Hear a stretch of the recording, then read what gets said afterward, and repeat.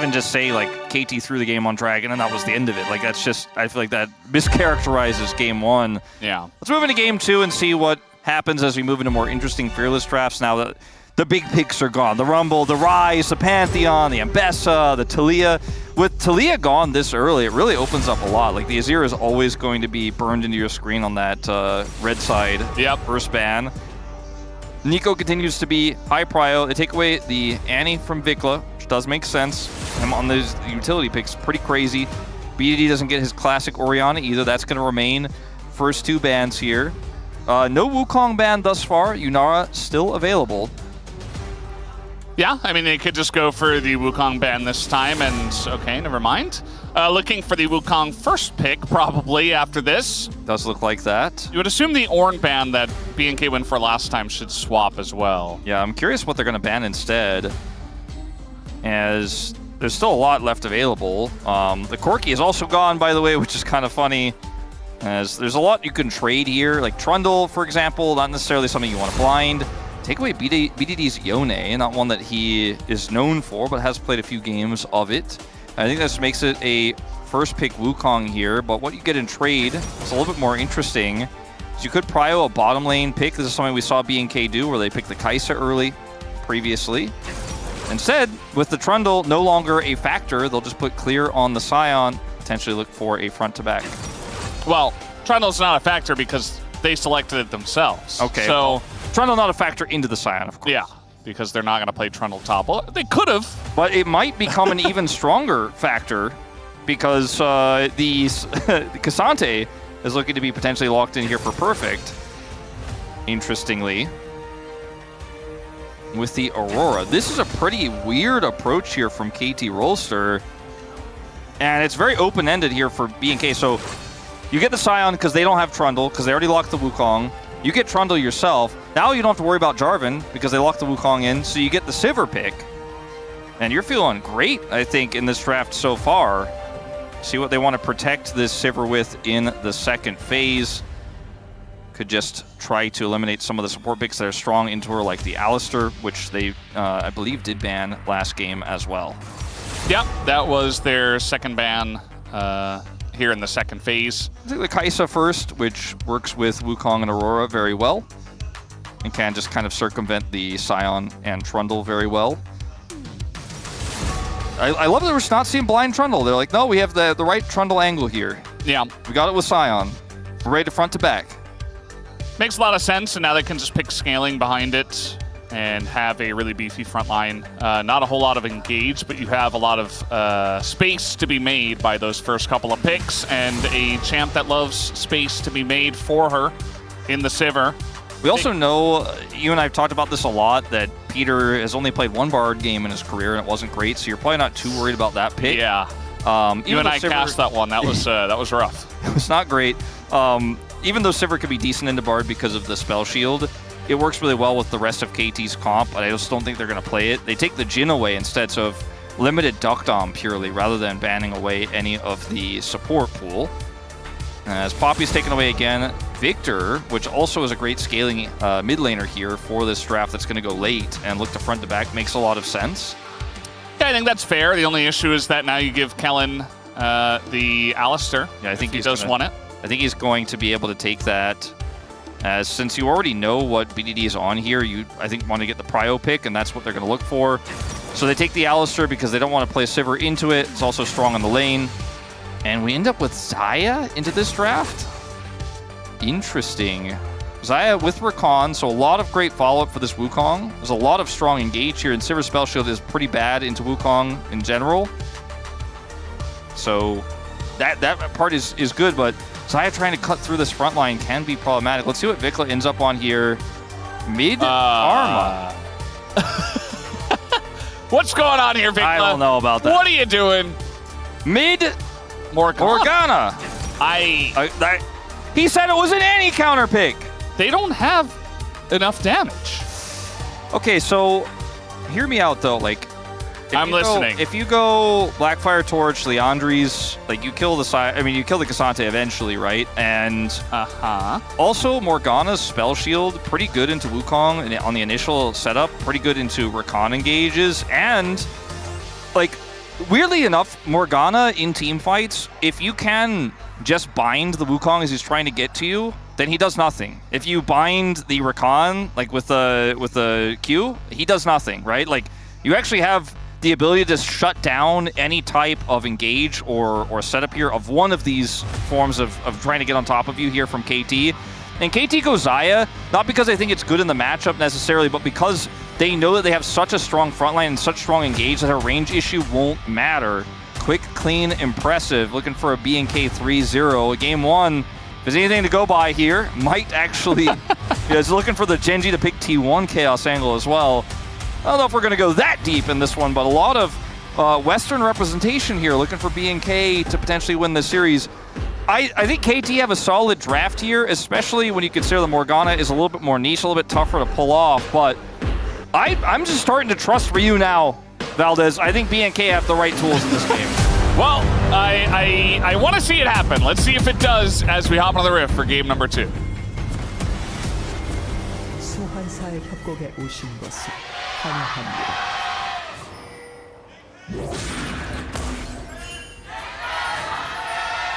미니언 생성까지 30초 남았습니다. Alrighty, game number 2, BNK off to a fantastic start. Remember though, yesterday, DK were able to get off to a fantastic start, and they kind of caught T1 unprepared, you could say.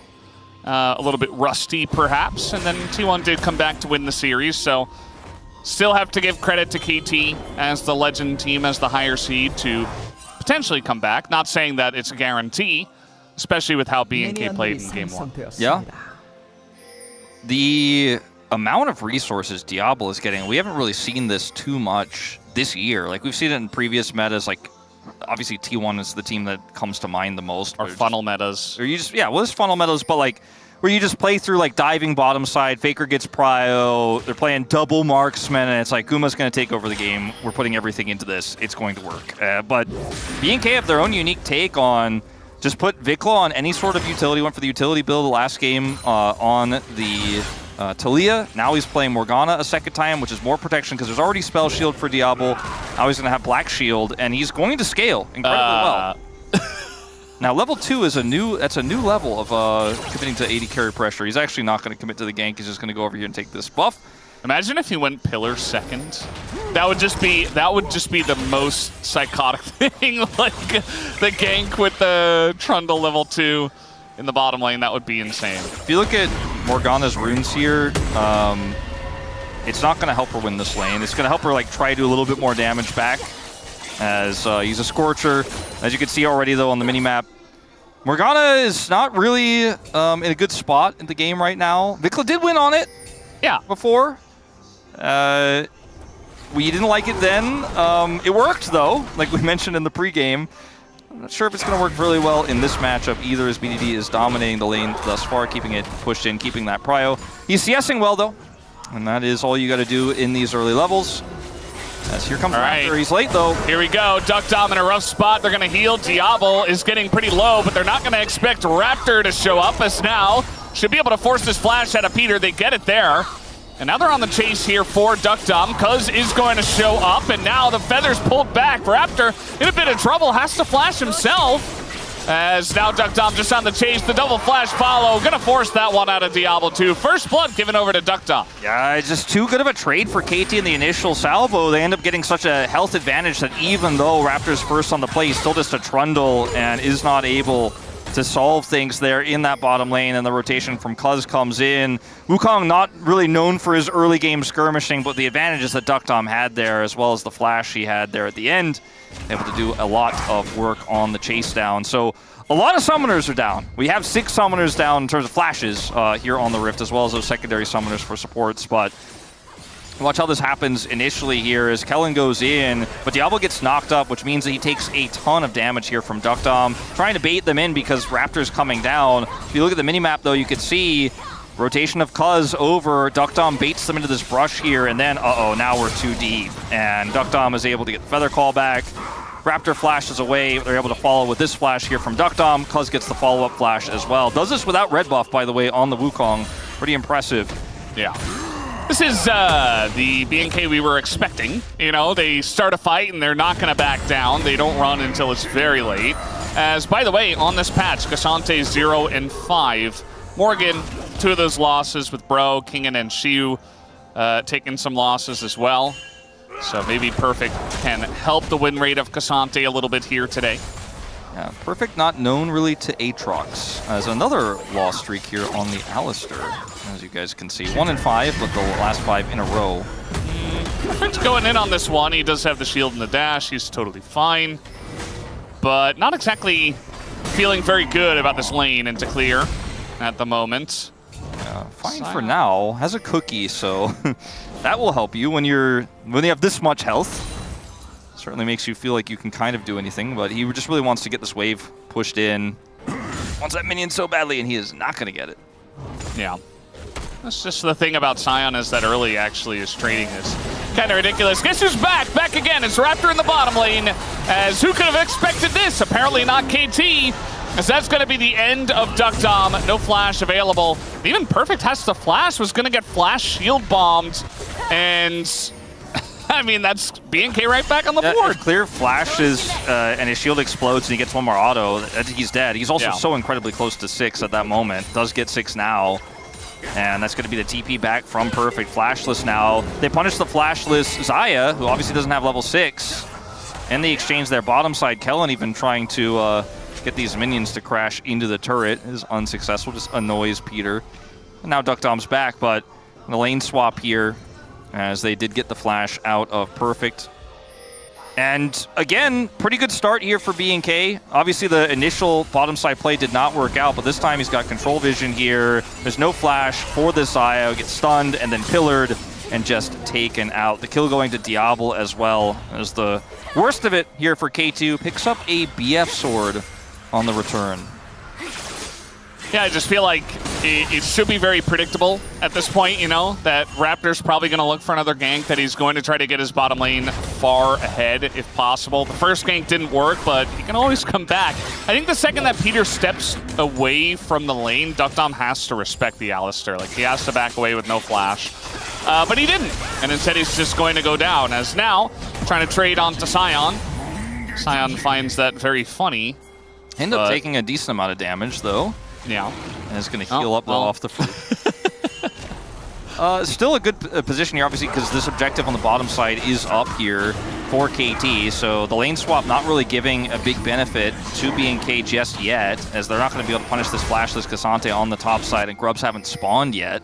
So this ends up being a big win here, as Clear does have level 6. Wow. And they respect it. Yeah. The rotation over from Raptor. He's so quick on this. They knew it was happening, and I think KT just didn't expect them to heavily commit to it, which, as we know, this is what BNK loves to do, so they're going to say thank you for the leash. And after game 1, like, who could blame KT? It went so badly for them there. They're just not going to take that chance again. And BNK, big objective pickup here. Gold is even. Got a much more interesting game on our hands here than game 1, but still BNK definitely feeling very good about this early game. Yeah, absolutely. Early Ocean Drake going to feel very nice. There's actually a decent lead for the top laners this time around, as trying to lock down BDD here. Raptor also in the fight. This is Aurora. As BDD gets another dash with the Z and just says goodbye. Very difficult to lock down BDD unless you're going to land the binding.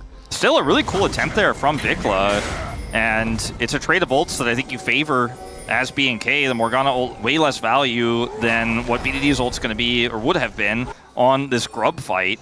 Clear has his ultimate to get here from a long way away, despite not having TP, and KT need to be really careful about the setup. No level 6 for either support, and BNK have already gotten the first Grub smiteless here. I think KT is a little bit late on the play and just going to have to give this one up. Yeah, the objective setups were so clean in game 1. No reason to expect they're not going to be clean in game 2. I mean, this is them right on the ball. Back again. And the Trundle is just so powerful when he has level 6 into this comp. Like, if he ults either Cuz or Perfect, he's going to be totally fine in these initial fights. When you have that much setup, you also have the smite advantage because you have that damage coming through from BF Sword Diablo to take out the first Grub. It's just crazy. And like I said, they're playing so much through Diablo They're ganking for him. They're getting him ahead. They have so much utility for him in this draft. It's the perfect front-to-back Sivir draft. If this game goes late, KT are not going to enjoy it. They need to get some sort of big tempo advantage in this game. The 600 gold lead they have now is not enough, especially sitting on 0 grubs, 0 dragons in this game. Undragon alone just buys you time, even if things go wrong later, which we have no reason to expect they suddenly will, but if they do, you still have that scaling Sivir in the back pocket. But right now the scaling Sivir is 200 gold up, 20 CS up. Send Diablo mid already. Just 9 minutes into the game. They're going to send Vikla into the side lane. All the turrets have full plates, and KT, they want to go for a fight here. They're going to engage onto Alistar. Kellen says, well, okay, I'm going to lock you down with the stun, as in goes the Morgana with the ult. They're going to lock down Peter, and there's nothing that he can do. The Rakan famously not very fun into the Morgana. Even in the mid lane, nice pullback here from the side of Dukdom, but now the follow-up comes in from Kellen and zones everybody away from Cuz, who was trying to get in there, trying to get that kill, but it's just going to go the way of Diablo instead. As now we got Perfect into this fight, it looks like maybe Diablo has stepped too far forward, and Perfect at least will get the shutdown onto him. Still a really big win here for BNK, but for KT, you got at least one back in this exchange. But man, the fight's very clean here for BNK. Bit of a peculiar one for Cuz as he decides to chase and then pulls off and then goes back in as his Warrior Trickster comes up. Not able to secure that kill. Very frustrating for him. The biggest issue here, though, is the Cyclone engage is onto this Alistar, which then leaves BDD open, has to flash behind this pillar. Peter obviously has nothing he can do, is stunned and locked down. And then from here, it's like, what can you really hope to do? Dukdom finds this incredible flash angle here to lock Raptor down, who nearly dies. Again, Cuz, the red buff here, loses the Warrior Trickster, but just cannot quite reach. Dodges a lot here, but eventually does get killed by Diablo. But once Diablo's flashed, Perfect knows he can go in here, gets the all-out off, and is able to take him down. So a trade back does go over, but it's a 2-for-1 for the side of BNK. Gold lead still, it's straight up even. Like KT had a little bit, it was whittled down, and now it's 0 practically in this game. Yeah, still a very close affair at this point in time. You know, you mentioned the scaling of the Sivir and how she's going to really enjoy this late game. I still do have my qualms from the draft where it just feels like if you have Morgana mid, at least they don't have Karma. Like, at least you're playing AP Morgana mid instead, so you have a bit more damage, but you're still lacking, and only a Sivir in today's League of Legends might not be enough. I know it's Diablo, and he's got a lot of protection, but I'm not convinced just yet by this draft. Obviously, Perfect landing into a Morgana. The Morgana's just chilling down there. We'll see what BDD can get done into this Scion pick inside. So far, really, it's just a brick wall. Only has a Bombies right now and those plated steel caps, so doesn't really have any magic resistance to stop the pressure here from BDD, but he just got so much health that it doesn't necessarily matter, right? And so the lane setups here kind of favoring BNK. BDD can't get anything done. Appears like even able to get the slow off onto him, and now Perfect maybe the target. I don't think there's a wave here. There's not, so it's going to reset. But they have Dragon Prio in the bottom lane, and now the approach becomes so tricky here for KT. BDD cannot lane into clear right now. Oh, there's the lockdown actually onto the Rakan as, again, Peter, he's really feeling the pain from this Morgana. And Morgana came after the Rakan, so it's feeling like in these team fights, he just can't do anything. Yeah, I mean, it's just so easy to lock down anyone who's just running at you and then just say, well, I'm going to take half your health bar away, thank you very much. Peter does have flash and ult here, and he may simply have to find a forced angle here if they're going to win this fight. Oh, BDD is getting massively chunked as well. They can't fight anymore. Here comes Scion into the backline as now KT going to go for the engage. Big knockback here from Perfect. But they're already going to take down Diablo, and they might not have enough, although they are going to get the chomp here. Vikla goes down, BNK are trying to abandon ship, but another Scion Q, and the knock over the wall means that Peter has to get away. Raptor getting pretty low, BDD a bit out of mana, and I think that knockback does not hit means that the action will end a close fight in a close game. Yeah, Peter makes that re-engage happen. I was talking about he's got flash, maybe he's the one to save this. His engage buys him enough space here to actually take a true fight. The black shield is actually used on the Scion on the initial chase. Dukdom gets hit by the slow, and then Peter's like, I've got to try something here. Goes in, gets a massive charm here with the Cyclone follow-up. BDD gets into the backline. So much damage done by Dukdom as well in this narrow choke point that BNK are fighting, and they're so beefy, though. They take him out just the same, and I think if KT either hit this knockup from Peter unfortunately misses it, or BDD has mana, they could probably get one more back, but instead it is just going to be, again, an even trade in an even game. And guess what? BNK say, well, that was cool and all. We're ready to fight again if you'd like. KT say, no thanks. It's Hextech Soul. And double Dragon here for BNK, so they are 2 steps ahead of KT. And so also, the game is even in gold, but... The wave clear that Diablo has means that they should always just be able to get to these objectives first. And as we saw in that last fight, the way KT got back into it was some good ult usage, right? But like Cyclone, the ult coming through from Peter, but... When the ults are all down, BNK is like, why? My comp still does a lot. Like, Morgana still has Q, okay, and we still have this tanky front line. We also have a Sivir that's going to do massive damage, even on one item. So we're happy to just run it back. Whereas KT is like, at this point, I kind of need those R buttons. I can't actually fight you here. Yeah. That's a very good point. I think BNK identified it as well, and they said, well, this is free for us. And it's just going to go miles for them in terms of getting ahead and trying to scale in this game. And just making sure you don't fall too far behind in terms of gold. Which KT do have a very slight lead. A lot of that is in mid. A lot of that is in top as well. So solo lanes are going well. As now Duckdom in a little bit of a weird spot is going to ghost and go for the Featherstorm. As once again we're fighting. Kellen is going to survive, has the redemption on top of it, and will be okay. So many tools down, though. Like, you lost 2 big ults again in this fight, and that favors BNK because they don't need their ults as much. Like, the Morgana ult, is it even real? Like, it can be useful, sure, but when you trade that for Aurora, all of her mobility, all of that burst she wants in a team fight, you're feeling good about that. Duckdom on such an incredibly long cooldown with this Featherstorm, and he's just not going to have that safety anymore. That Blackfire Torch is done here for Vikla.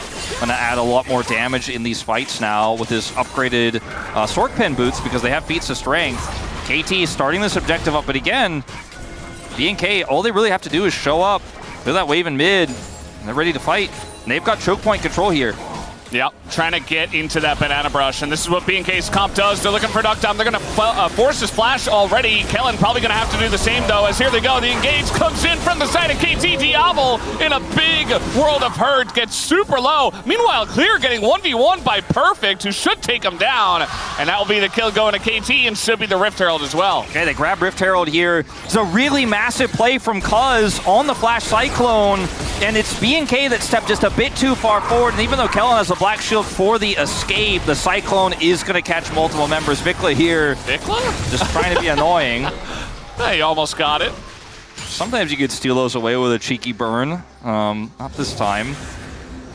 But the Cyclone re-engage is saving KT here, as Cuz is the one on the Herald. And I think they just thought, oh, well, he's going to stick Herald and try to look for the smite. He says, no, I'm going to drop it and get on top of the whole team here. The Black Shield getting insane value for Kellen, but for Kellen only. Diablo, so incredibly low, is shoved away. Yeah. And then, obviously, somehow, mysteriously, the top lane fight was going the way of Perfect. Let's take a look at that as he is at half health. It's just the all-out. Goes in, gets the stun, and even has a cookie in his inventory. Does a lot more damage. Yeah, he does a lot more damage. As he is an ultra we're fighting again, by the way. As here we go, Kellen gonna lock down Cuz, who does get out of there just fine after that one. Duckdom super low, and the TP came in from Perfect, kind of not for much. And they didn't even get the mid lane tier 1, which is very unfortunate for KT. Yeah, especially because the Sivir and Morgana are just gonna shred these waves. We're not gonna be able to get another one to crash in and take it down. So close, but so far here now for KT. We really want to commit to this. I just don't think they'll be able to get it. And that's a huge win for BNK on the defense there. But that last fight puts him down in gold. Uh-oh. Oh, he's playing with fire, and down he will go. BDD assassinates him. A little bit of help from Peter. But, yeah, Vikla has gotten caught out once again. Yeah, unfortunate for him. Looks like he is going for the Rylai's second for some additional slows. More utility than the damage I was talking about he could have gone for. A double burn onto this Cassante. So again, just all utility, all power for Diablo in this draft. On a ward, Vikla here goes for a Q. And it's the last one he'll see on this life. 80 bursts him down. Yeah. Thankfully, he gets to respawn. Yeah. TP mid, and they are going to get this turret finally. Yeah. Should be able to. Vikla is going to respect it. The gold pretty heavily in favor of KT at this point in time. A couple of big picks and fights as the Black Shield will go down on a Raptor. It's not going to save him, though, as he did not have the subjugate, it looks like. Meanwhile, underneath this turret, Clear continues to get bullied out. Down was a couple of levels, now it's 2. Diablo caught out by Peter, and down he will go in the mid lane. And suddenly it's all falling apart, Valdez. KT just keep getting these picks, and this is not the same setup, not the same clean gameplay we saw from BNK just prior. It all starts with that Wukong flank, right? The overextension there, then the kill from Perfect in the top lane.